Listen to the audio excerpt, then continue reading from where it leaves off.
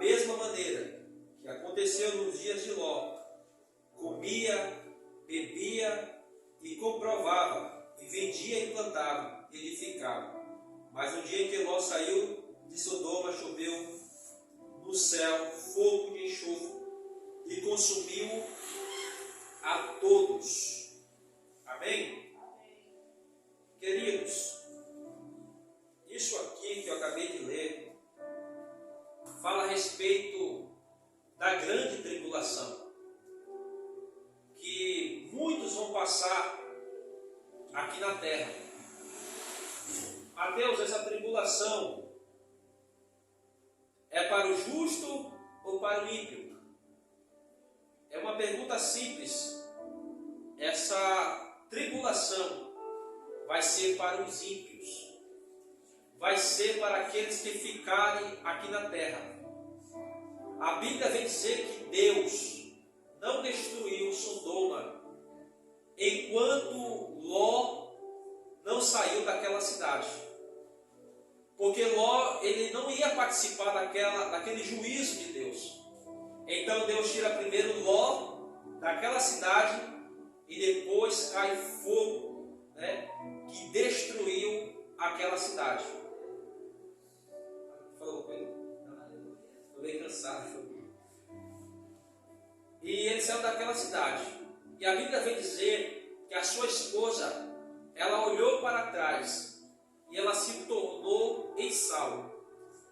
Aquela mulher, nada mais, nada menos, ela perdeu a sua salvação. Por quê? Ela desobedeceu a ordem de Deus. A ordem de Deus era: não olhe para trás. Se você olhar para trás, você está desobedecendo a voz de Deus. Foi como eu preguei, dei aquela saudação quarta-feira, que Noé desobedeceu a voz de Deus. Então ele peca contra Deus.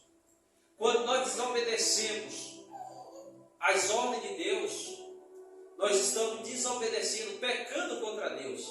A ordem foi: não olhe para trás. E ela olhou. Por quê?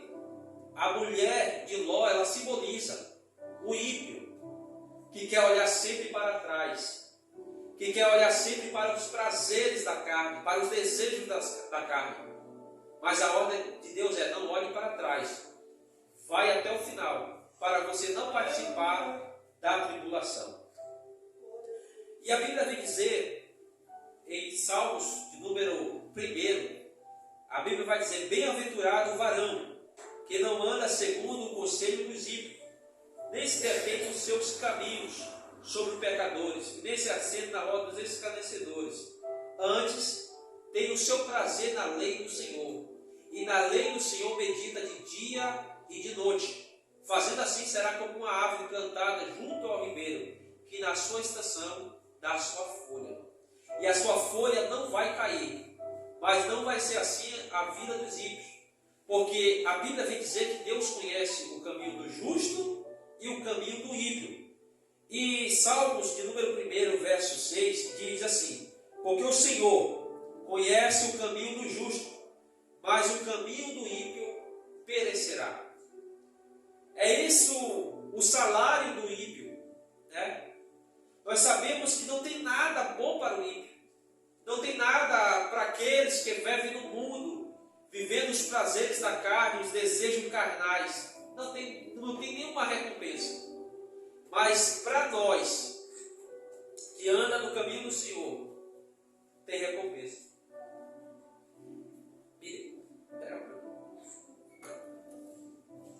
Para nós tem recompensa do céu.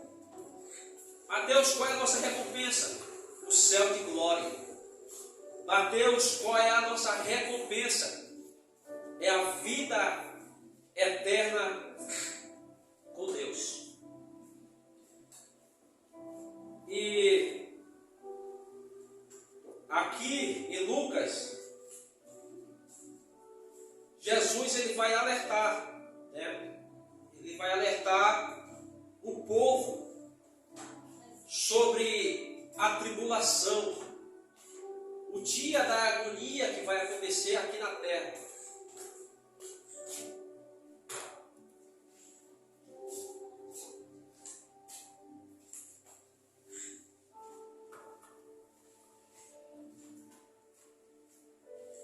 Jesus ele estava no templo, lá em Jerusalém, e o templo, naquela época, era um templo formoso, onde tinha pedras preciosas. Nós sabemos que os judeus, eles são detalhistas nessa parte. Eles colocavam ouro, prata, bronze, materiais importantes de qualidade. Aí Jesus olha para aquele templo e diz, olha, não vai ficar pedra sobre pedra neste lugar. Porque vai vir dias de grande tribulação aqui na terra. E se vós ficar nesse caminho de idolatria, dos desejos que o mundo oferece, vocês vão participar desse dia da tribulação.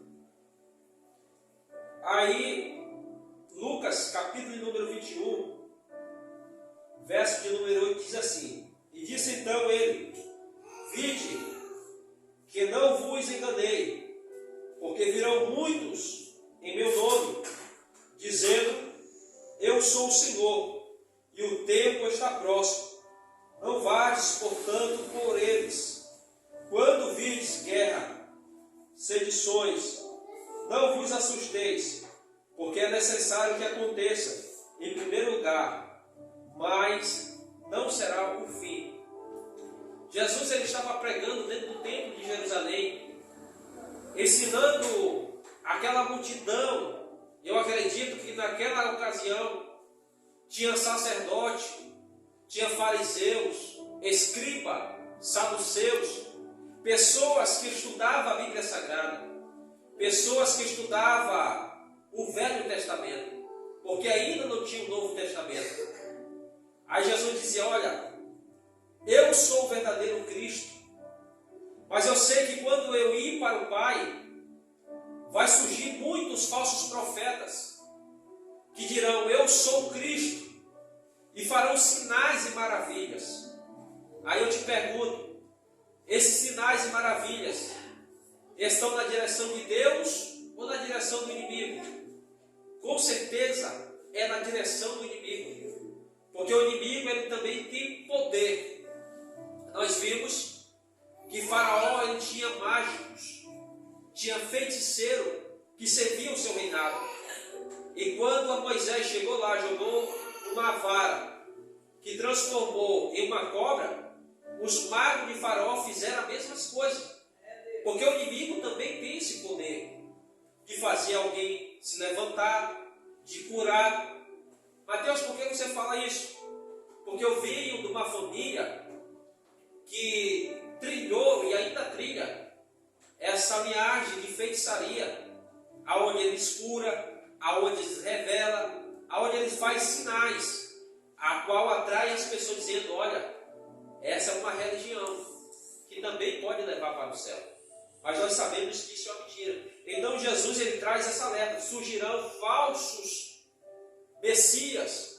Quando alguém dizer, olha, o Messias está lá em Jerusalém, vamos todos para lá adorar, é mentira. Quando dizer, olha, o Messias está no Brasil, é mentira. Porque Jesus ele está alertando isso para nós, igreja. Por isso que nós estamos estudando nessa noite, para a gente já ficar alerta. Quando surgir essas coisas, a gente dizer, não, é mentira, porque o meu Cristo falou que surgirão falsos Cristo, falsos Messias, falsos Emanuel, falsos filhos de Deus. Porque nós sabemos que o nosso Cristo já veio e um dia voltará para buscar a igreja, amém?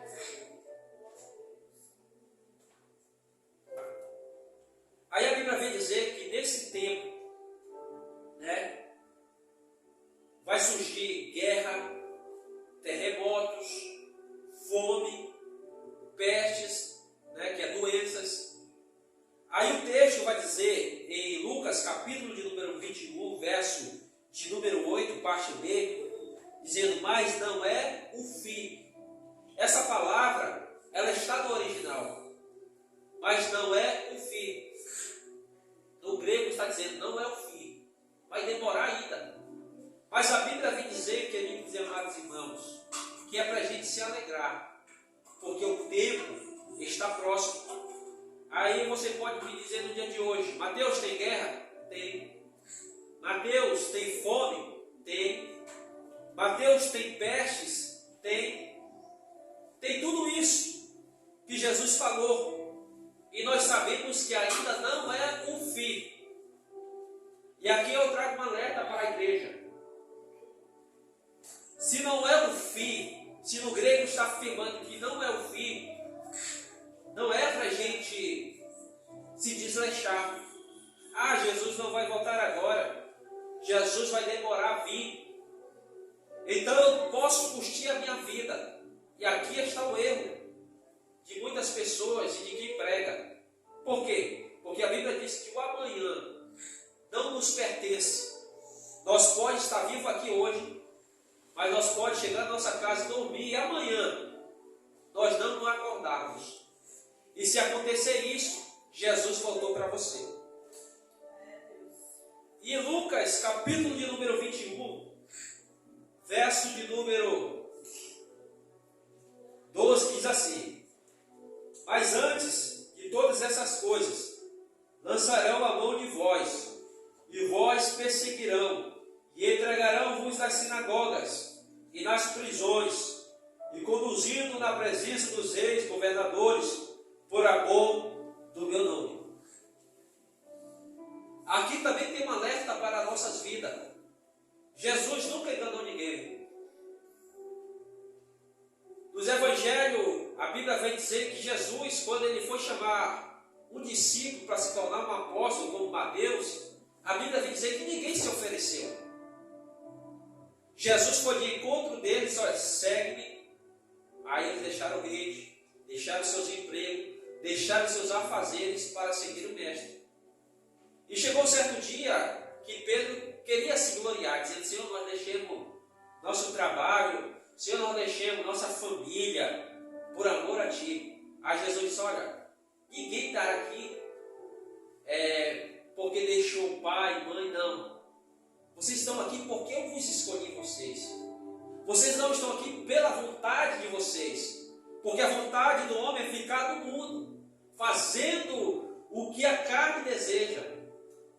Aí Jesus cortou logo Pedro, porque não é nós que escolhemos Cristo, mas Cristo nos escolheu. Foi Cristo que escolheu a nossa família. Mateus, você pode perguntar: Mateus, tem tanta família que tem recursos, né, que estão no outro nível, por que Deus não escolheu ele, não escolheu a minha família que é pobre, que não tem muito recurso? É porque Deus escolhe as coisas loucas desse mundo para confundir as fortes. Deus nos escolheu, né? Deus nos escolheu porque Deus acredita em nós, porque nós vamos ter coragem de anunciar o Evangelho, de anunciar as boas novas.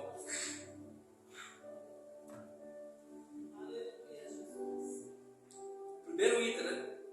E vós serão perseguidos por amor a mim. Aí você me pergunta: Mateus, no Brasil não tem perseguição, mas eu quero dizer que em outros países já tem perseguição. Pessoas perdem a cabeça por amor ao Evangelho. Pessoas são lançadas na prisão. Pessoas são lançadas nas jaulas e são comidas vivos. Pessoas são queimadas. Pessoas são crucificadas. E diz: olha, nega esse Cristo, nega esse falso Messias. Ele diz: não, pode crucificar. Eu não nego esse Jesus por nada. Porque Jesus nunca nos enganou. Ele disse em sua palavra: assim como foi no dia dos apóstolos, será no dia de vocês. E se acontecer a perseguição nas nossas vidas, ser fiel a Ele. Mateus, mas ninguém está me perseguindo. Mas nós sabemos que tem uma perseguição muito grande na nossa mente. Que todo dia o inimigo lança a seta, dizendo: desista, nega esse Cristo. Aí ele vai lançando as setas. Ah, não vou mais para a igreja. Ah, eu não quero mais, eu não vou mais me consagrar. Aí ele não estamos sendo perseguidos pelos homens, mas nós somos perseguidos todos os dias pelas hostes infernais, pelas hostes da maldade. O inimigo todos os dias nos persegue para fazer nós pararmos. Aí a Bíblia vai dizer no verso ainda 12, que muitos serão levados aos governadores, né? as autoridades. Mateus, acontece no Brasil sim, muitos são levados, né? Muitos são barrados, e a Bíblia vai dizer, vocês vão ser levados nas sinagogas e ser lançados na prisão, para negar o meu nome. Olha a dificuldade, né, de servir a este Deus, não é fácil. Então Deus nunca vai chamar ninguém forte, Deus vai chamar os fracos, mas Ele vai nos fortalecer todos os dias. Que não lembra daquele escriba, que quando Jesus estava passando pela rua, ele se aproximou do mestre e disse, olha, eu te seguirei para onde o Senhor ir, para onde o Senhor for, eu te seguirei, eu serei o teu discípulo. Aí Jesus vai dizer assim para ele, as raposas têm seus covis, as aves têm seu ninho, mas o Filho do Homem não tem aonde se inclinar a sua cabeça. E aqui está o erro de muitas pessoas que interpretam esse texto diferente, dizendo que Jesus não tinha casa, Jesus não tinha aonde se inclinar a sua cabeça. Não, Jesus não está falando material, Jesus está falando espiritual. Jesus está falando para aquele homem, olha, se você quer me servir mesmo, eu não vou te enganar. Se você quer seguir a mim, você vai ser perseguido. Se você quer seguir a mim, você vai ser odiado. Você vai carregar uma cruz, né? Então, se você quer vir a mim por causa dos aplausos, por causa do reconhecimento, não venha. Jesus não enganou ninguém. E muitas vezes a gente prega o evangelho, né, light para as pessoas, enganando as pessoas, e muitas pessoas aceitam, né? Vem na frente, aceita Jesus, mas nunca conhece a Cristo, porque não recebeu a palavra de verdade. Porque as pessoas não pregam a palavra como ela é, que nós temos que carregar uma cruz, que nós temos que renunciar o nosso eu todos os dias, para se parecer com esse Cristo.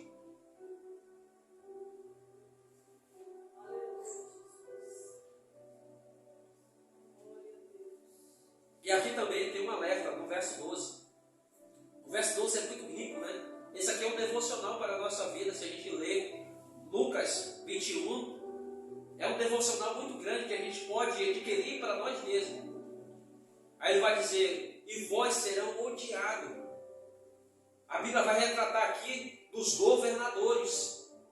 Hoje, o mundo cristão, nós, evangélicos do Brasil, o que nós estamos fazendo? Nós queremos aliança com o governo do nosso país, com os governadores, com os políticos. Teve um pregador lá da África, ele estava no Brasil, não sei se ele já voltou lá para a África lá. Ele pregou lá em São Paulo, na Lebras, e outro dia ele tinha outra agenda, ele foi cancelado, porque ele pregou sobre política, que nós cristãos estamos tendo uma aliança com a política. E se nós falarmos hoje sobre política, nós somos barrados, não vai ter agenda para nós. Mas Jesus está dizendo, olha, vocês serão odiados por causa do meu nome. Porque nós queremos ser amados pelas pessoas. Você já viu aquele homem, aquela mulher que prega a verdade? Ele não é amado. Ele é odiado, ele é perseguido. Por quê? Porque ele prega a verdade. Mas aquele que prega uma palavra light, né?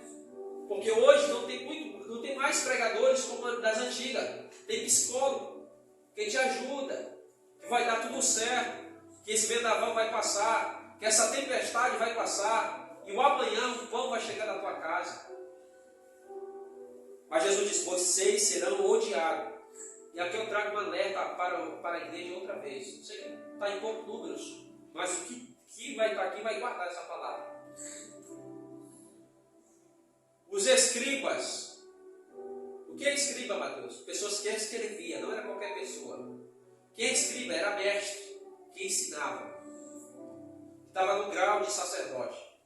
Os sacerdotes, todo o poder religioso, eles tinham uma linhagem com o governo romano. Quem lê a Bíblia sabe disso. Eles tinham uma linhagem, uma aliança com o governo romano.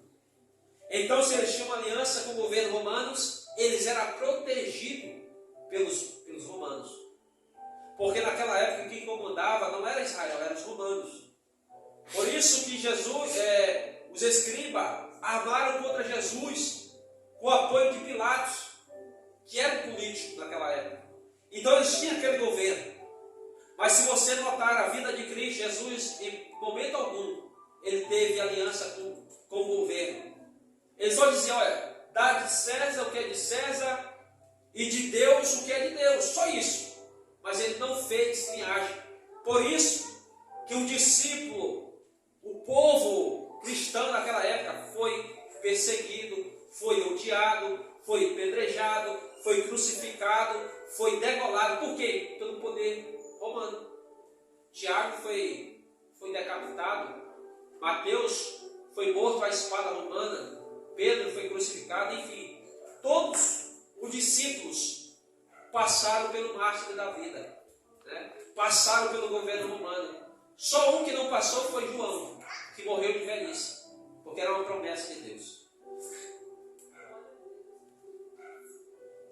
Aí aqui no verso de número 15, ainda nós estamos em Lucas 21, diz assim: porque em vós darei a boca, a sabedoria, que não poderei resistir, nem contradizer, todos que vos puserem. Olha aí, aqui tem um alerta para nós. Mateus, quem dá sabedoria para o homem, quem dá sabedoria para a mulher, é Deus. É Deus que nos dá a sabedoria. Por quê? Porque um dia nós vamos ser levados diante dos magistrados, diante dos governadores, e eles não poderão resistir, porque Deus vai colocar dentro de nós a sabedoria. Aqui em Lucas fala sobre a nossa boca. Então nós não temos que se gloriar, dizendo eu tenho o dom de mestre, eu tenho o dom da... Não, é Deus que nos dá. Se Deus nos dá, é para nós usar com sabedoria. Quem não lembra que Pedro e João, em Atos 4, que foi levado diante do Sinédrio, né? Diante do poder religioso, aí eles fizeram a pergunta, os sacerdotes, qual que poder, qual autoridade vocês estão fazendo essas coisas? Aí Pedro vai dizer, lembra daquele homem que vocês crucificaram? Lembra daquele homem que morreu de braços abertos, dizendo, Pai, está consumado? Lembra daquele homem que vocês disseram que nós tiremos o corpo dele lá do túmulo e escondemos para dizer que ele ressuscitou? Lembramos, foi pelo nome dele, de Jesus. E eles não suportavam ouvir a palavra de Jesus. Por que, Mateus? Porque essa palavra Jesus incomoda muita gente. Incomoda o inferno. O inferno não gosta quando nós falamos o nome de Jesus. E quem vai responder para os magistrados? Quem vai responder para os letrados, para os sacerdotes? É o analfabeto. É Pedro. Então quem colocou a sabedoria na boca de Pedro foi Deus. Foi Deus que botou a sabedoria na boca de Pedro e Pedro começou a citar, né, de Gênesis até Malaquias. Foi ele que Isaías profetizou.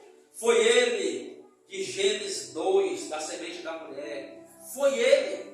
Então quem dá sabedoria para nossas vidas é Deus. E no verso de número 17 diz assim também: e de todos serão odiados, né, como eu acabei de ler, por causa do meu nome. Então, queridos e amados irmãos, se você está sendo amado pela multidão, desconfie, porque se você está sendo amado pela sociedade, você não está fazendo a vontade de Deus. Mas se você está sendo odiado pela multidão, pelo poder religioso, pelos governadores, você está fazendo a vontade de Deus. Por que, Mateus? Porque você está fazendo a vontade de Deus. Quem não lembra de João, que profetizou contra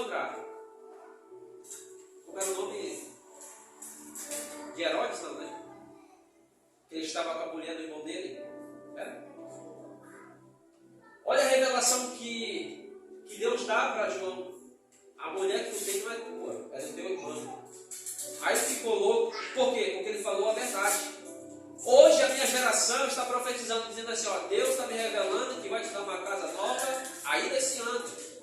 Deus está me revelando que ainda esse ano você vai segurar a chavinha do seu carro, da sua moto, do seu novo casamento. Mas João não, profetizou coisas profundas que mexem com o poder, que mexe com a cabeça. Ele perdeu o que, Mateus? Ele ganhou aplauso? Ele ganhou prata, ouro, bronze? Não, ele perdeu a sua cabeça. Por quê? Porque ele falou a verdade. Vocês serão odiados por amor a mim, porque falam a verdade. Se a minha geração falar o que Deus quer ouvir, se segura, você vai perder a sua cabeça. Mas ninguém quer perder a cabeça. No verso de número 19, aí nós estamos falando sobre a tribulação. Da vossa paciência, possuí a vossa alma.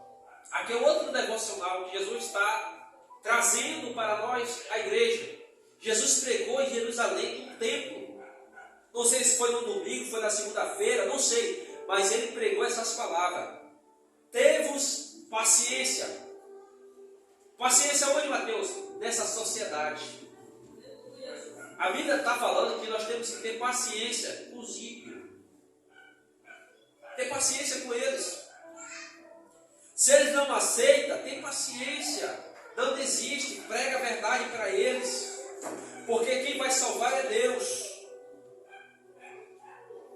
Tem paciência na salvação. No verso de número 20 diz assim: mas vós vide Jerusalém, cercado de exércitos, sabei então que é chegado a sua desolação. E então quem estiver na Judéia, que fuja para os montes, que estiverem no meio da cidade, que saiam, os que estiverem no campo, que entrem nela. Nós sabemos que quando Jesus vir buscar a sua igreja, vai haver uma grande tribulação. Aí Jesus vai falar aqui das mulheres grávidas. Ai das mulheres que deram a luz naquela época, porque vai ser uma tristeza muito grande. Mateus, Deus é mau? Não. Ele é justo. Porque a Bíblia diz que Deus não vai pegar ninguém por inocente. Todos vão ter essa oportunidade. Como eu li em Salmos, o juízo não vai ser para o justo, mas o juízo de Deus vai ser para os ímpios. No verso de número 28 e 21, os homens desvaiando de terror, no meio da expectação das coisas que sobrevirão ao mundo, porque os poderes do céu serão abalados. Olha aí, os poderes do céu serão abalados. Quando nós olhamos para o céu, nós vemos as estrelas. Quando nós olhamos para o céu, nós vemos a lua. Quando nós olhamos para o céu, nós vemos o sol.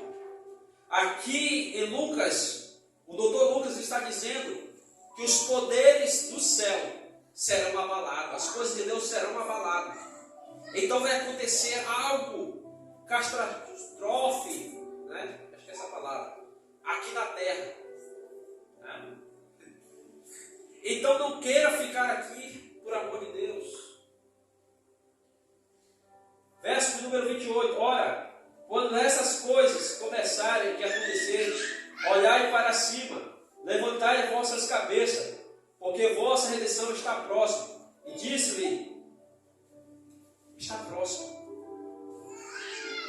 Agora eu te pergunto, a volta de Cristo está próxima ou não está? Amém? Está entendendo? Está próxima. Os sinais estão aí. Jesus está alertando. O interessante é que às vezes eu paro e analiso, né? Analiso a obra de Deus.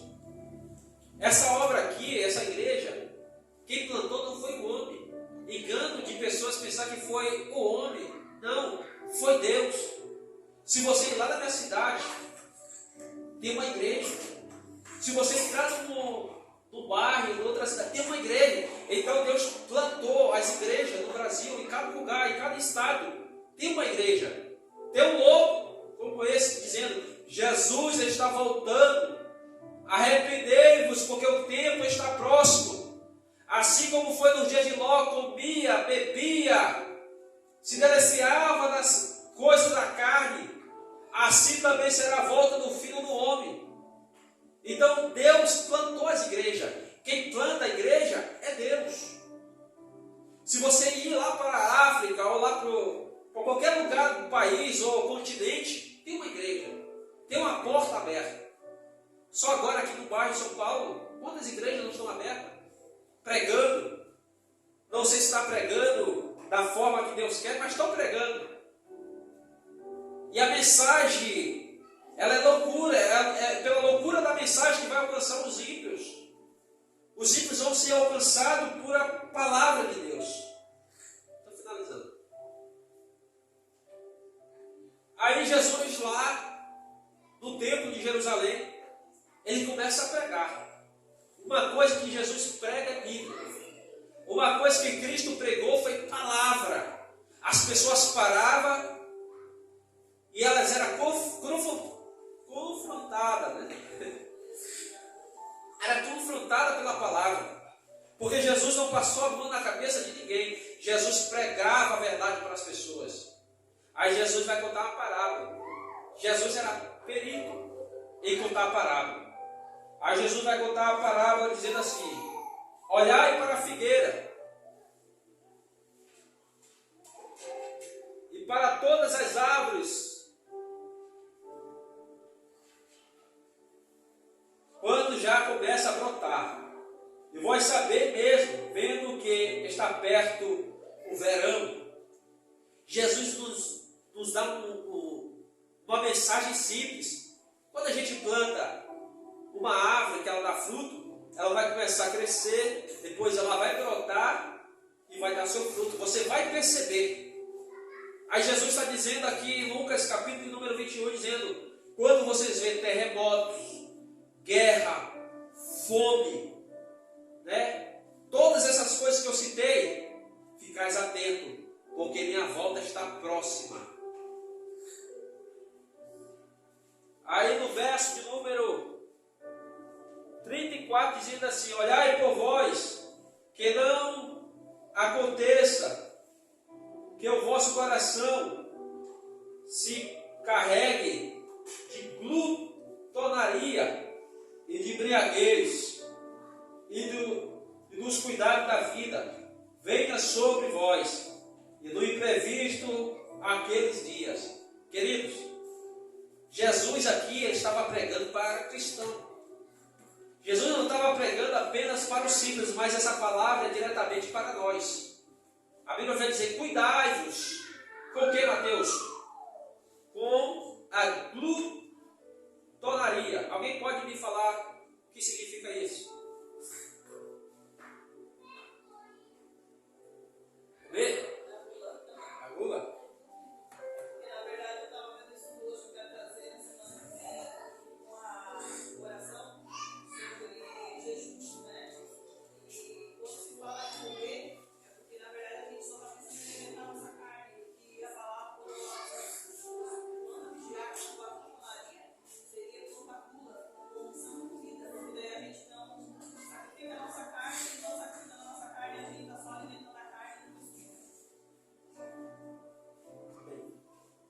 Estava vendo um estudo sobre isso, a glutonaria. O pastor Aldeir Nelson Rocha é um cara que vive na Flórida, né? Estudou e sempre está estudando. Ele traz muito estudo para os obreiros, para igrejas grandes, né? Ele falou sobre isso. Ele falou que glutonaria é pessoas que querem só comer e não querem trabalhar. Só querem de mão beijada a comida. Aí ele fala ainda, pessoas que comem e tentam botar para fora e ficar comendo de novo. come, bota a mão na goela e bota para fora. Eu não sei o que é isso, eu acho que é um vício, né? Eu sei que é bom.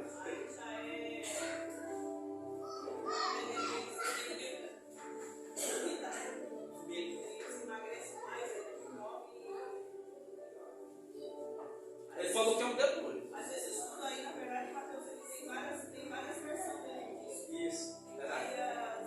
Introdução para ele. Aí ele diz, cuidado com a embriaguez. Olha aí. Eu já vi, isso aqui é polêmico, né? Eu já vi muitos pastores, pessoas que eu vejo que tem seguidores, mais de 15 milhões de pessoas que seguem, vê, e tantas outras pessoas que são estudadas dizendo que tomar um pouquinho de vinho não tem nada a ver, né? Queridos, eu sei que o nosso estudo é pouco, né, nas Escrituras, mas eu sei que o vinho naquela época era tido como um remédio. O próprio Paulo diz para Timóteo, toma um pouquinho para o seu coração, assim como o óleo. Esse óleo naquela época era tido também como remédio. Quem não lê o Bom Samaritano, nas suas feridas ele colocou óleo. Mas hoje não está como naquele tempo, né?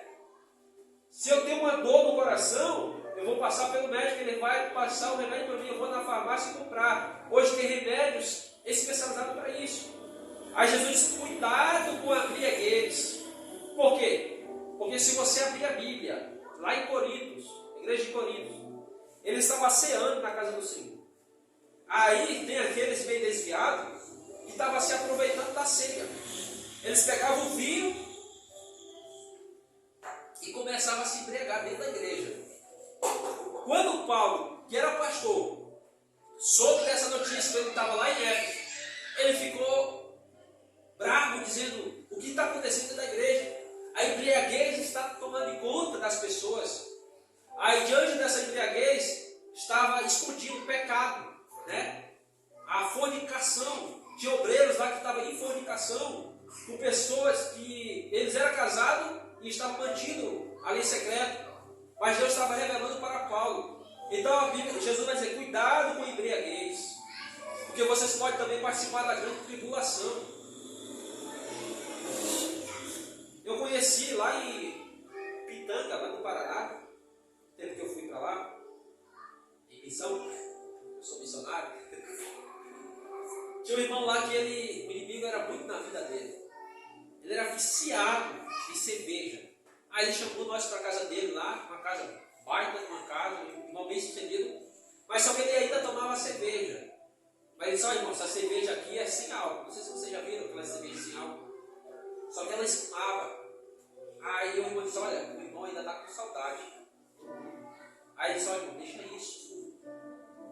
Nós não precisamos ainda das coisas do mundo. Se Deus entrou na nossa vida, de verdade, Ele nos liberta das coisas que a gente gosta. Então Jesus diz, cuidado com a glutonaria, cuidado com a embriaguez. Se o teu pastor, não, aqui ninguém fala, né? Se alguém te falar sobre, não tem nada a ver, cala-se um pouquinho, não vai nele. É igual dizer assim, toma um traguinho da maconha, só um pouquinho. Toma só um pouquinho de vendo nisso, toma só um pouquinho de vendo, ver se faz algum efeito. Como disse um grande pensador, e isso é um assunto polêmico até hoje, porque as pessoas interpretam, Jesus transformou água em vinho. Agora você acha que Jesus era Deus, ia embriagar o povo no casamento? Claro que não. Aquele vinho simboliza o Espírito Santo de Deus. É Deus dizendo, você não precisa da cerveja, você não precisa do vinho, você não precisa da droga, da cocaína, da pedra, você não precisa nada disso. Você precisa apenas do Espírito Santo, porque a alegria está no Espírito de Deus sobre a nossa vida.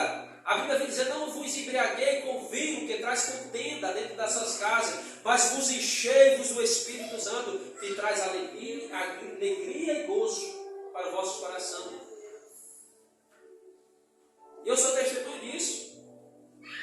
Eu tenho casa que eu conheço, que o marido é viciado no gole. E é briga sobre briga dentro daquele lar. Por quê? Porque não tem o Espírito Santo de Deus. Então aqui traz um alerta para o vosso coração. Glória a Deus. Finalizando. Aí para finalizar, no verso de número 36. Vigiai-vos, pois em todo tempo, orando. Perceba que Jesus sempre falava, vigiai e orando. Não é orar e depois vigiar, é vigiar primeiro e orando, para que seja ávidos por digno de evitar todas essas coisas, né? Que há de acontecer e de estar em pé diante do Filho do Homem. Amém? Queridos, esse é um estudo muito doido. Mas para finalizar, lá em Gênesis capítulo de número 18, verso de número 1, Abraão teve uma visita de 3 anjos. Que aqueles 3 anjos, vou botar dois anjos daqueles tiveram a missão de destruir uma cidade, Sodoma, né? Sodoma e Gomorra. Por quê, Mateus? Por causa do pecado. Por isso que eu disse que a escatologia é muito difícil. E eu disse, Senhor, me ajuda, Senhor, tá? Sobre esse estudo que é muito difícil. Quero terminar para a gente entrar no. Disse que a gente ia entrar no texto fácil, mas a escatologia é muito difícil. Porque a palavra de Deus, a Bíblia, é profética, tem que ter interpretação. Gênesis liga com Lucas, Lucas liga com Êxodo liga com Marcos, com João, então tem uma ligação. Então nós temos que estudar os dois, velho e novo. Aí tiveram aquela visita dizendo, olha, nós vamos destruir Sodoma e Gomorra. Aí Abraão começa a orar, diz, Senhor, se tiver 50 justos lá, o Senhor vai destruir? Aí ele vai dizer, não destruirei por amor aos 50. Aí os irmãos sabem essa história, foi diminuído. Aí aqueles 2 anjos vai e o anjo fica. Mateus, quem é esse anjo? Aqui está a revelação. Ali é uma teofania. Quando eu falo teofania, é Deus se manifestando em forma de anjo. Deus ficou na casa de Abraão. Aí eles vão para o monte. Aí Abraão fica intercedendo pela Sodoma e Gomorra. Senhor, se tiver 40, não destruirei. Senhor, se tiver 35, não destruirei. Senhor, se tiver 20, não destruirei. Senhor, se tiver 15, não destruirei. Senhor, se tiver 10, não destruirei. Senhor, se tiver 5, não destruirei. Aí a Bíblia vem dizer que Deus tira Ló dali. Por que, Mateus? Porque Ló era justo. Aqui está a revelação desse estudo. Deus vai tirar o justo da terra. A igreja não vai participar da tribulação. A igreja não vai participar das coisas, de horrores que vai acontecer aqui na terra. Deus vai tirar primeiro a igreja, aí vai acontecer a tribulação. O juízo de Deus. Como aconteceu lá em Sodoma. Deus tirou Ló, aí Deus destruiu aquela cidade. Porque o juízo dos justos, dos ímpios, é o castigo de Deus. Deus vai tirar primeiro a igreja. Aí, no verso de número 36, parte B. E aconteceu que estava de pé diante do Filho do Homem. Quando aconteceu aquela destruição de Sodoma, a Bíblia vem dizer que o anjo, que era Deus, conversando com Abraão, Abraão estava diante do anjo em pé. É isso que vai acontecer. Jesus está diante de Deus, intercedendo pela igreja, pelo povo, em pé. Amém? Se colocar em pé. Esse estudo eu trouxe hoje. Às vezes a gente tem a semana toda para estudar, mas eu não consegui, e eu acredito e creio que alguns entenderam, amém? Vamos orar para encerrar. Amado Deus, Pai eterno, Deus da glória, nesse momento, Senhor, eu quero te agradecer por essa oportunidade que está na tua casa, Senhor, no teu monte, Senhor. Um lugar que o Senhor venha sobre nós, um lugar que o Senhor se manifesta.